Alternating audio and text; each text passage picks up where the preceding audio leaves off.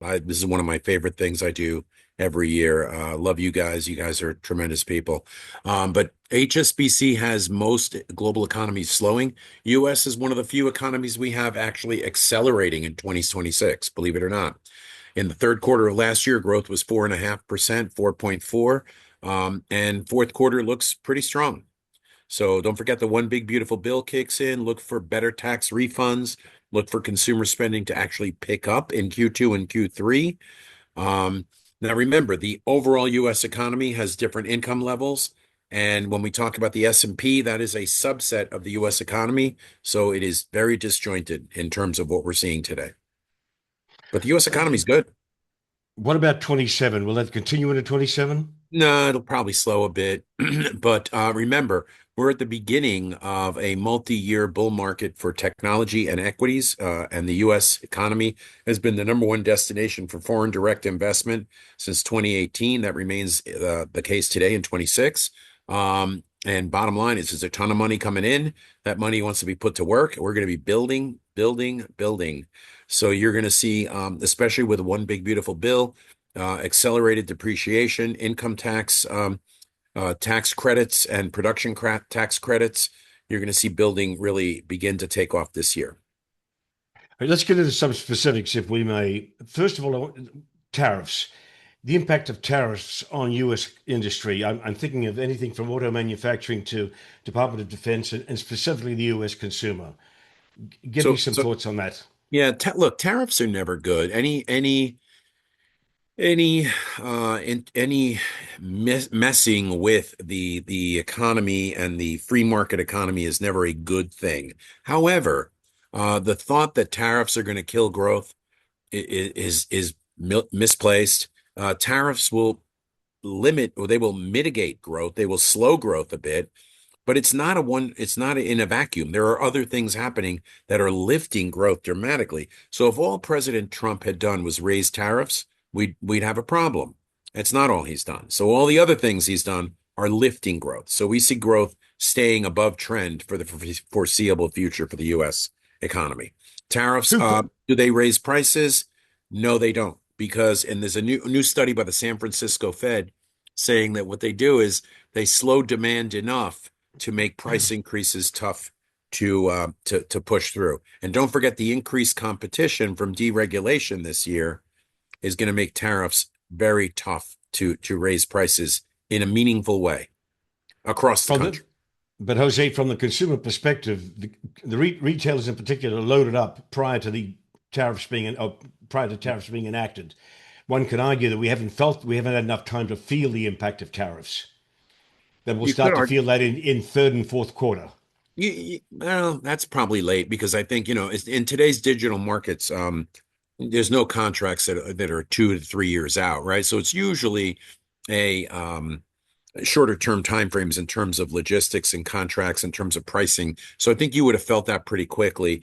And the other, so I think, yeah, look, we're going to see higher than average inflation in this country. Tariffs are a very small part of it. The real reason we're going to see higher inflation, we're number one destination for foreign direct investment. If you and I are the only people in the economy and we're both bidding for this water bottle, we both make a dollar, it'll cost a dollar, maybe a dollar five. If you invite everybody on this call into the economy and some of these people have 20 and $30, this is going to cost seven, and it's unaffordable for you and me. That's what we're seeing.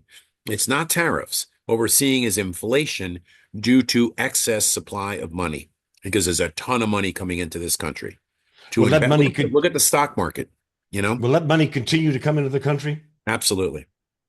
Absolutely. Nothing will Can I stop give you it. an example? I'll give you a quick Hmm. example. A friend of mine builds data centers, micro edge data centers. He's building thousands of them across the country, right? It's a fascinating model, and it's going to blow away the hyperscaler model, I think. Long story short, he was approached by a guy from Singapore who wants to build data centers in the Middle East. And he said, I'm prepared to give you $2 billion for your project. My friend said, I didn't even ask you for money. And he said, if I want to get NVIDIA's chips into the Middle East, I have to spend 2 billion here first. Okay. So Hmm. that means whatever he's going to spend in exporting chips, he's got to spend that amount here first. So that money is flowing into the US economy. So you're going to see a renaissance in manufacturing, and you're going to see that this is all going to overwhelm any negative effect that tariffs could have. You're going to see a Okay. ton of money being spent here. But don't forget, that's 2 billion we didn't have before, and it's going to take away that chips. The chips are going to come here, and then the other 2 billion is going to go abroad. So that's a lot of money coming into the economy, which means more demand for products and services. That's going to lead to slightly higher prices. So the Fed's 2% target is completely out of sync with the reality. We'll get to the Fed in a minute. Any supply chain challenges resulting from the tariffs? Not from tariffs, but from many other things. Yeah, I think AI is number one. AI is going to result in a huge supply chain issue in the sense that we're all going for the same bag of cement. We're all going for the same semiconductors and copper tubing. And I want to build a tire manufacturing facility. You want to build a car manufacturing facility. Somebody else wants to build a chip company here in the US, and there's going to be supply chain shortages as a result. All right. So inflation, what's it Two, at right now? Two two and point a half, six, two and two a and a half. half. Yep. Where's it going? Down. It's going down. Don't forget, now there's upward pressure on prices because of demand, but there is downward pressure on prices due to an economy that is doing well. But don't forget, you've got deregulation and you've got the tech revolution. The tech revolution is about to really improve productivity and profitability in a way that very few people can even understand. It's just going to be mind-boggling. We've never seen it before. We really haven't. So, Jose, why is it I go to CVS, I buy a bag of M&M candies, and it's up a buck. Yep. Everything's up a buck. Yep. I bought some meatloaf the other day, and I was blown away by what I had to pay for that. Yep. What's going on? Why is the consumer feeling the hit? Consumers, we would argue that consumers feeling the hit has nothing to do with tariffs. What it has to do with is this inflation that is built into the system, which is all this money coming in. And look, I live in the same town for 32 years. Okay, same town, same house, and I went to take my wife out in September for her birthday, and we went mid-morning, and we had omelets. Right, it was like $60. And the guy who owns the place is a friend of mine. And I said, he goes, how was everything? I said, it was delicious, but I feel like I need a mortgage application. And he said, listen, I love you, but I'll tell you what, man, you don't want them? No problem. I've got 10 guys waiting outside. I can raise prices as high as I want. So, yeah, that's So what? So what? there's an excess of demand for these products and services. And so they can raise prices. It's just the economy's doing well and there's a lot of money here. And I think you're seeing a lot of demand for these things, and therefore they can afford to raise prices. They're going to talk about rents as well. And in certain cases, commercial property prices have certainly risen. But I go to my town, which was always a booming metropolis here out in Long Island, bars, restaurants, thriving midtown area. It's a third empty now because people can't afford the rents.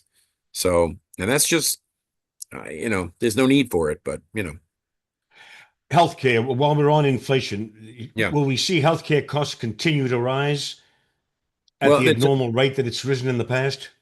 there's a dual mandate. There's three things going on. Number one, the aging of the baby boomers. Demand is through the roof, right? Price is going up. Agreed. Number two, personalized medicine. Great stuff because I can tell, I'm working with a couple of companies now on my medical situation and getting very specific advice tailored to my body chemistry, etc. If you divide the cost of making a drug or a product by the whole population, it's a low cost. If you divide it by me, that's a very high cost, right?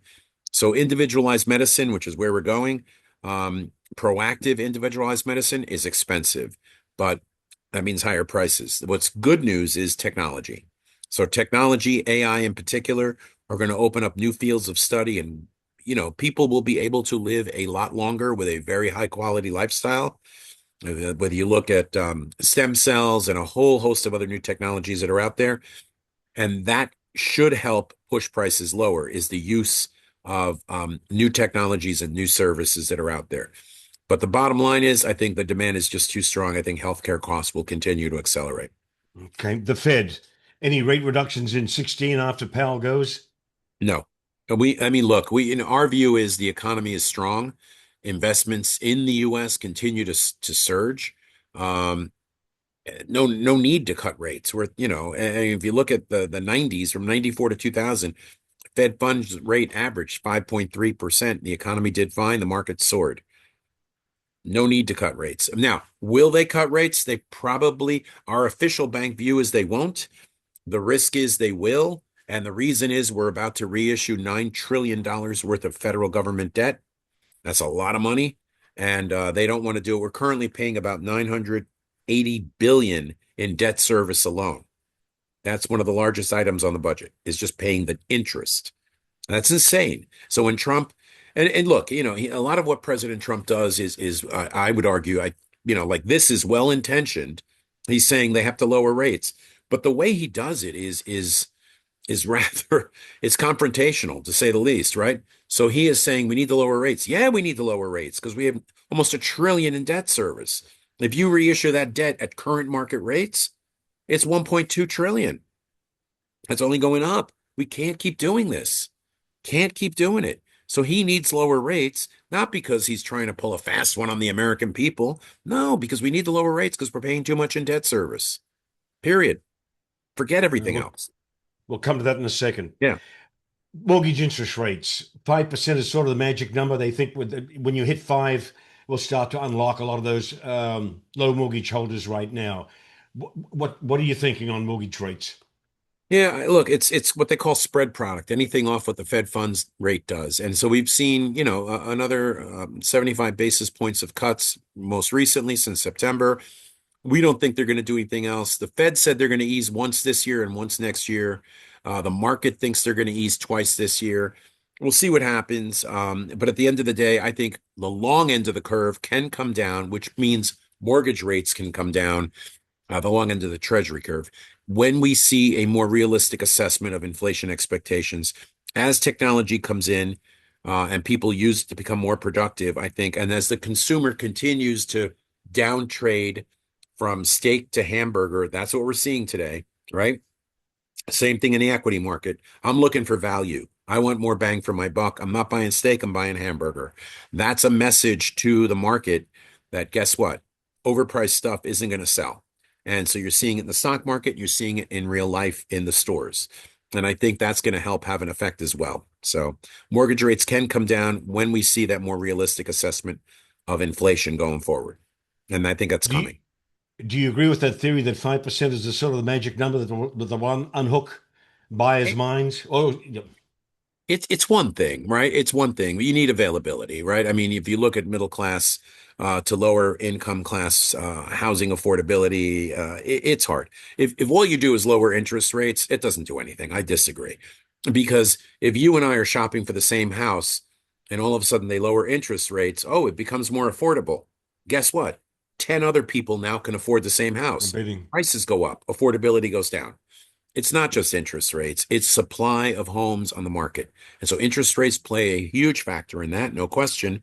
It's also about employment, unemployment rate, and more importantly, housing availability at in the right places at the right price. And availability is down because a lot of property is being pulled off the market by sellers. What about new construction? Still down, yes? Yeah, and that's where we need to see it is new construction, right? And I think affordable homes. You're still seeing the uptrade in, they're buying properties and then destroying the home and building a McMansion on it, right? That sounds lovely, but that can't go up forever. And again, this influx of capital in my town, I've seen a half dozen homes.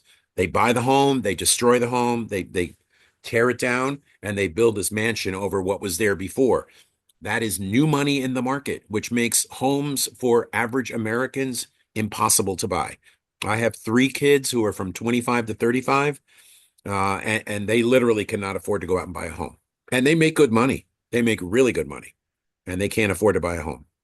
Because And they can't afford the mortgage, because they can't get the down payment, or both. no, the mortgage. Yeah, they have the down payment. They can't afford the mortgage. So Gotcha. they're just going to keep renting. Stock market. Mhm. Um, what's driving volatility right now? Trump's saying it's going to hit 50,000 by, I don't know, the end of the year or something. Who knows what? Is it all AI? Is it the AI bubble? There's two things. So AI is not a bubble. AI is not going up forever. AI is not a bubble. AI is not a bust. I agree. I disagree with Ray Dalio and Jamie Dimon when they say it's a bust. AI is real. The problem is we thought earnings were going to continue to accelerate for AI. They have topped out. These are trillion-dollar companies, multi-trillion-dollar companies. You can't go from 20 to 25 to 27 to 30%. It tops out. And so from the fourth quarter of last year, we're going to see earnings go from 28% in the fourth quarter of last year for the Mag 7 to 14% at the end of this year. So earnings growth is going to slow. So the positive is they're growing at 14% for trillion-dollar companies, but it's the second derivative. It is slowing the growth rate. The forgotten 493, the other 493 companies in the S&P, growth goes from 5% in the fourth quarter of last year to 16% in the fourth quarter of this year. That's a tripling of that. Easy comps, right? No question. They didn't do well last year. More importantly, AI, productivity, and therefore you're going to see the labor market become more disjointed from the economy and the stock market because you're going to see layoffs and you're going to see the unemployment rate continue to drift higher. So, but remember, at the beginning of the other tech cycle in the 90s, Obama and Trump, both sides of the aisle got it wrong. They don't understand economics and tech. We are going to lose jobs we lost 300,000 jobs in retail. We gained 1.2 million jobs in logistics, real estate, distribution, warehousing, all right, and transportation. And they were higher paying, higher value added jobs. AI is about to unemploy a lot of people. Low data entry kind of jobs will disappear. Data centers, not data centers, call centers will disappear over the next 5 to 10 years. But those jobs will be replaced by other jobs that people can get, but they're going to have to be retrained. Don't forget, AI is going to take the person who is not really up to snuff in this new job, and AI will pull you up because it's going to help augment your lack of capabilities, believe it or not. So it's going to be another transition period like the late 90s. Okay. Crypto. Summary on crypto? Huge. Blockchain and digital markets booming. If you don't know what the Genius Act is, and I've offered this to you guys before, let's go through it, man. You guys need to understand the Genius Act and what it's going to do. The creation of digital markets, the creation of blockchain in the marketplace, putting homes on the market, putting commercial real estate on the market, digitizing and fractionalizing, creating pieces, bite-sized pieces for these markets. Monstrous, Alf. It's why gold and silver and platinum continue to rise in price, even though they have corrected of late. You're going to see continued collateralization of what they call real world assets. I'm going to put real world assets on blockchain. I'm going to digitize them, create little bite-sized pieces, create an instrument that people can buy in the market, and they can buy these homes. You're going to get rid of the J curve of illiquidity for private equity. This is all coming, all because of crypto, blockchain, stable coins. It is here. And the Genius Act that the Trump administration put in allows us to do that. And it's going to create a lot of liquidity and a lot of wealth in the US. Where's the risk? Well, the risk is the fraud, right? But look, there's fraud in crypto, there's fraud in Bitcoin, there's fraud in all these things. You really can't have fraud in blockchain. But you know what? If you walked into my bank today with a suitcase with $1 million in it, it's a coin flip as to whether we take your money or have you arrested. So there's fraud in everything. The key is making sure you're doing it securely. And I think if you look at what we're doing, we're establishing the new digital QFS network. The new banking world is here. It is coming, and 2026 is the beginning of it. All right, we've got 7 minutes to go here, Jose. Let's talk about living with Trump. The bluster, the negotiation style, the taco, right? All of Yeah, the yeah, above. but see Does it that work? the taco thing is such a misunderstanding, and this is the problem in the market. I am not defending anyone. I don't do that. My job is to analyze what they do. And when my friends and my clients across the world say, nah, Trump chickens out, Trump always chickens out, the taco thing. He doesn't. He asks you for the moon because he's only looking for this. That's his style. It's bluster. It's in your face. It's belligerent. And he's going to ask you for 100 things, knowing he really only wants 10. But if he's thinking, if I ask for 10, I'm only going to get two, right? So he asks for 100 and threatens to kill you, and he gets the 10 he wants, and he's happy. So that's the style. It's abrasive. It's active. And that's why you need to be aware of the volatility in markets.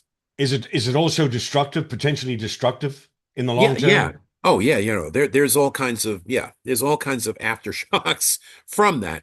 But it's a management style. It's different than a more passive one. A more passive one may not accomplish a lot either, right? And don't forget, we're in a period of turbulent change, tremendous Right. change, and it is not all Trump.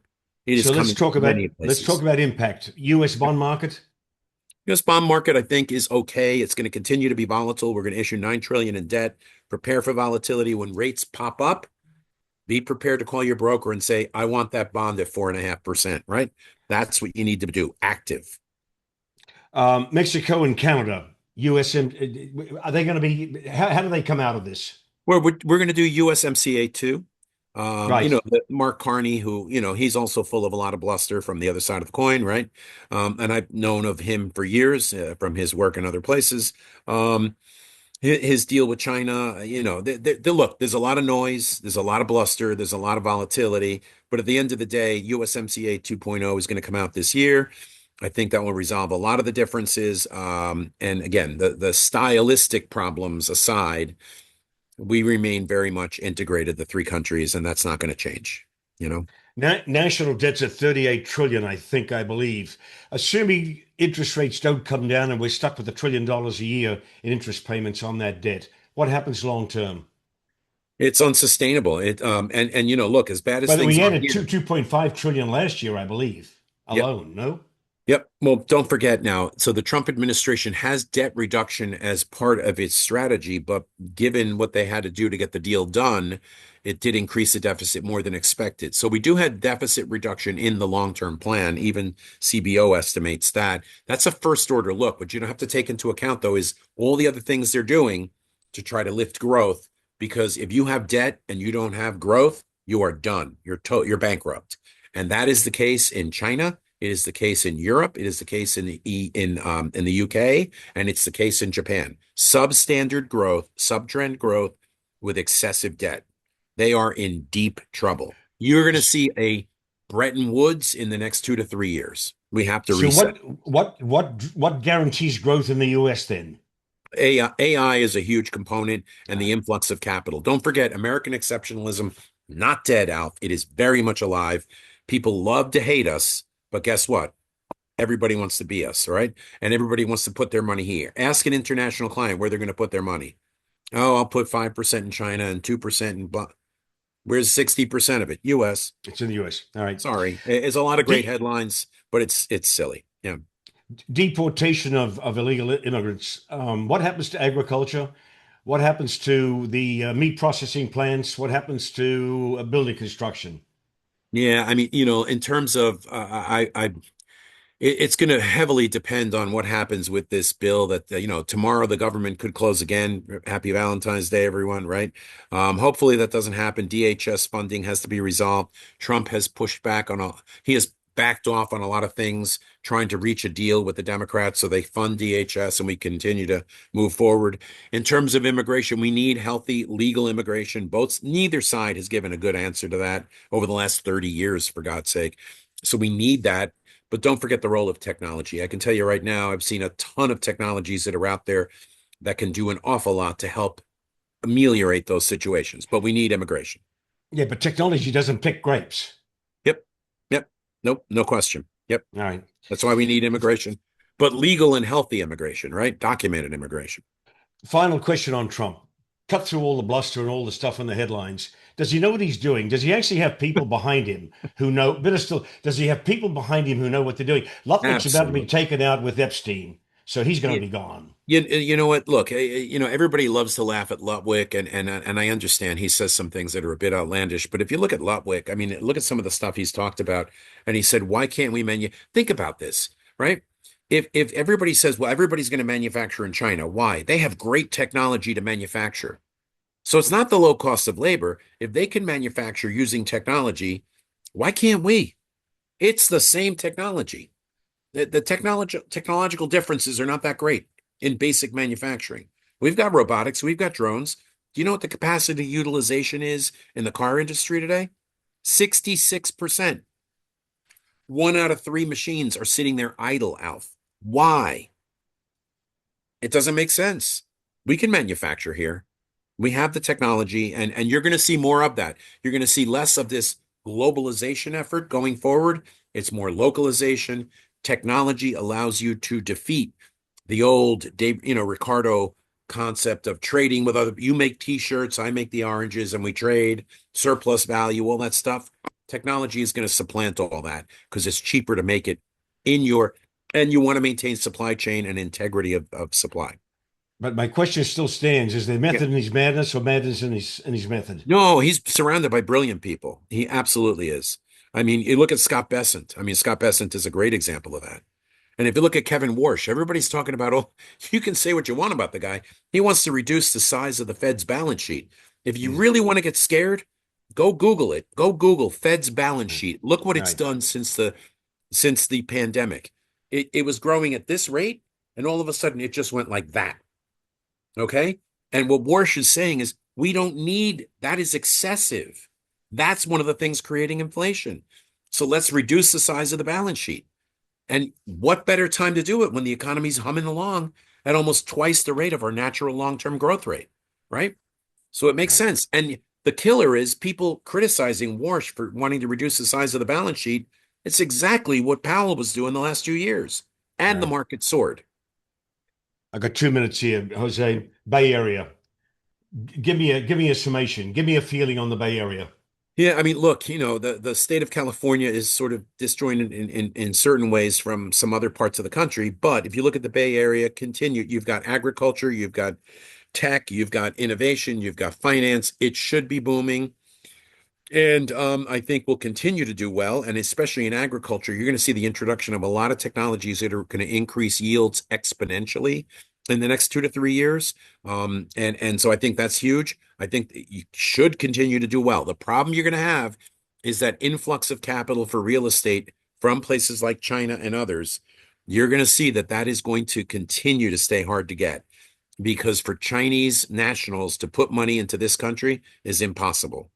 The advent of digital markets, though, is going to make that easier. Okay. So they can put money in digital markets and then they can enter into the US that way.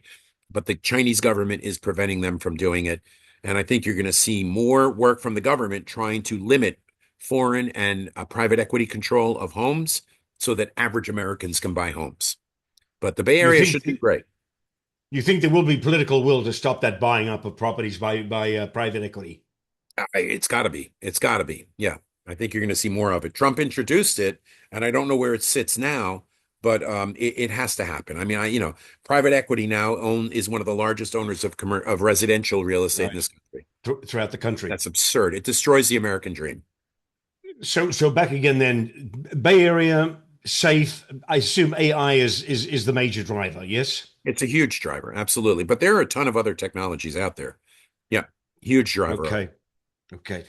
Any closing comments, Jose? We're at the time limit. Yeah, look, a lot of volatility, a lot of noise. Remember, there's a lot of geopolitical and economic and financial conflict around the world. It is not going away. It's going to get worse. So, Trump aside, this is going to get worse. The good news is people still want to invest here. We are still a center of growth and wealth creation like no other economy on the planet. Look around. Things are not easy, but look around. Things are a lot tougher elsewhere. And if you look at some of the other economic models around the world, they are just not working. And so we continue to be a center of growth, innovation, and wealth creation. That attracts capital. And that influx of capital is going to allow us to continue. And as the digital markets expand, US is going to be at the center of that, no question about it. The Genius Act was a huge component of it. And Trump's people behind him helped put that together. I know some of them personally. There's a lot of really good stuff there that means the US is going to be doing very well. So, yeah. Jose, on that positive note, thank you very much again. I know your time is limited. We've got a lot covered in 30 minutes. We'll do this every year if you're willing. For you, I would do it every month, my friend. Thank you. You're very kind. And ladies and gentlemen, that's it. We're going to wrap it up for the day. We have recorded the session. We'll send out a link this afternoon. Look for LuxStream in your in trays or in your junk folders, and you'll be able to get a reprise of what you heard today. Jose, take it easy, and a pleasure Thank as you. always to have you. Stay Thank you, well, my sir. Yeah, friend. thank you from all of us. Thank you. Thank you Okay. all. Stay safe.